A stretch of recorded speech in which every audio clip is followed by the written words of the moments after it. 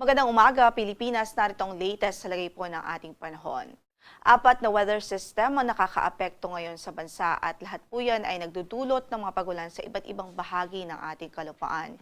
Yung shear line po natin ay nakakaapekto sa silangang bahagi ng Northern at Central Luzon at ito nga po ay nagdudulot ng halos maghapon. Inaasahan natin magdudulot yan ng halos maghapong pagbuhos ng ulan sa silangang bahagi ng Northern at Central Luzon at ilang bahagi din ng Southern Luzon according sa ating forecast.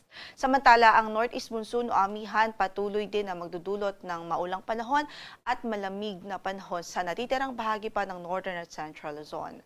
Yung IDCZ o Intertropical Convergence Zone ay nakakaapekto din ngayon sa katimugang bahagi ng Mindanao at inaasahan din natin magdudulot din ng significant na mga pagulan dito po sa southern portion ng Mindanao. Maya-maya nga lamang po ay tatalakay natin ang mga lugar kung saan ay maapektuhan nito or kung saan makakaapekto itong si Intertropical Convergence Zone.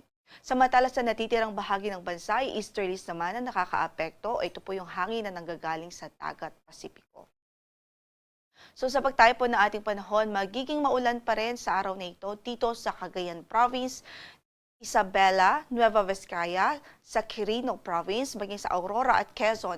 Yan po ay direktang epekto ng shear line. Ito po yung salubungan ng hangin na nanggagaling sa northeast at yung hangin na nanggagaling sa east o sa silangang bahagi ng bansa. Yung confluence o convergence po ng dalawang air mass na ito ay nagdudulot o nag-generate ng mga kaulapan na siya pong nagdudulot ng halos tuloy-tuloy na pag-ulan. Kaya't nariyan pa rin ang bantaho ng pagbaha doon po sa mga nabanggit nating lugar dahil nga sa patuloy na ina-expect nating pagpuhos ng ulan. Samantala, dito naman sa Batanes, Apayao, maging dito po sa Mountain Province, Kalinga at Ifugao, asahan natin ang maulap na papawirin at may mga pag-ulan din dahil sa amihan na northeast monsoon. Gayon din sa Metro Manila, natitirang bahagi ng Central Luzon, maging sa natitirang bahagi pa ng Northern Luzon, doon sa Ilocos Region at sa natitirang bahagi ng Cordillera Administrative Region, asahan natin ang bahagyang maulap hanggang sa maulap na papawirin at may posibilidad pa rin ho ng mga pulupulong mahihinang mga pag-ulan anytime of the day. Yan po ay epekto ng northeast monsoon o amihan. Samantala dito sa Bicol Region, asahan din natin ang maulang panahon. Sa araw na ito, mataas ang tsansa ng mga pagulan dahil naman po sa epekto ng easterlies o yung hangin na nanggagaling po sa silangan.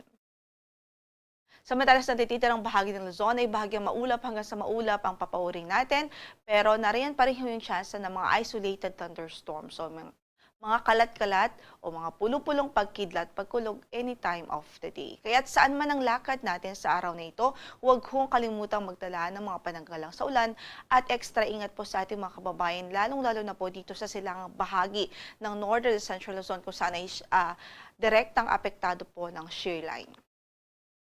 Sa Metro Manila, 23 to 30 degrees Celsius ang magiging agwat ng temperatura. Sa Baguio ay 15 to 24 degrees Celsius. Sa Lawag ay 23 to 31 degrees Celsius. Sa Tugigaraw ay 22 to 27 degrees Celsius. Sa Legazpi ay 25 to 30 degrees Celsius habang malamig din po sa Tagaytay, 22 to 29 degrees Celsius. Dahil din sa easterlies, patuloy rin ang mga pagulan sa northern at eastern Samar, maging dito po sa southern Leyte at sa Caraga region. Yan po ay epekto ng hangin na nanggagaling sa dagat Pasipiko.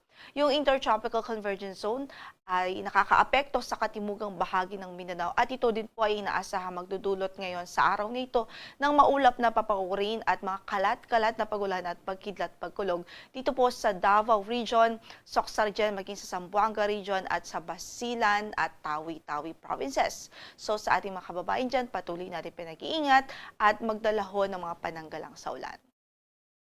Sa natitirang bahagi ng Kabisayaan at natitirang bahagi pa ng Mindanao, bahagyang maulap hanggang sa maulap ang papawirin at asahan natin ang mga localized pa rin ng mga thunderstorms o pagkidlat pagkulog anytime of the day. Sa Tacloban, 25 to 30 degrees Celsius ang inaasahang magiging agwat ng temperatura. Sa Cebu ay 26 to 31 degrees Celsius. Gayon din, sa Iloilo ay 25 to 31 degrees Celsius. 26 to 31 degrees Celsius din sa Cagayan de Oro, 24 to 32 sa Davao, 23 to 32 degrees Celsius sa Zamboanga City at maging sa Puerto Princesa City naman ay 24 to 32 degrees Celsius, 26 to 31 degrees Celsius naman sa Kalayaan Islands. Sa kasalukuyan nga po ay in effect pa rin ang ating weather advisory. So, sa araw na ito, possible pa rin yung 50 to 100 millimeters of rainfall dito po sa Cagayan Province, Isabela at Aurora. Yan ay po epekto po ng shear line. Kahit sa mga kababayan natin dyan, doble ingat po ang ating abiso, lalong-lalo na po yung mga mabababang lugar o low-lying areas kung saan ay inaasahan natin ang patuloy na bagtahon ng mga pagbaha. For tomorrow, nariyan pa rin ang banta po ng mga malalakas na pag-ulan sa Cagayan, Isabela at Aurora. Yan po ay dulot pa rin ng shear line. Kahit magantabay po, patuloy na magantabay sa magiging updates ng pag-asa at patuloy po tayo mag-monitor sa mga weather advisories ho galing dito sa weather forecasting section ng pag-asa.